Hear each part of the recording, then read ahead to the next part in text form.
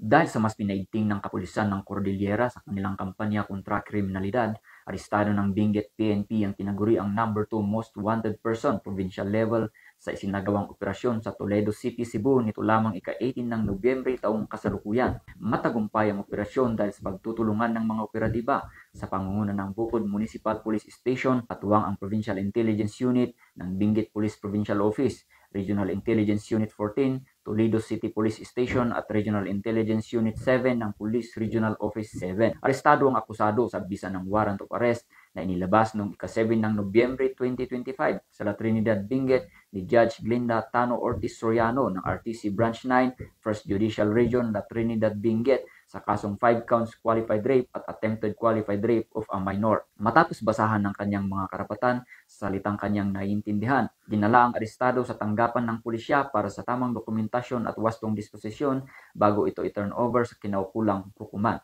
Ang matagumpay na operasyon ay patunay sa dedikasyon at determinasyon ng Benguet PNP na mahuli at panagutin ang mga may sala sa batas upang mapanatili ang kaayusan at kapayapaan ng kanilang kinasasakupang komunidad.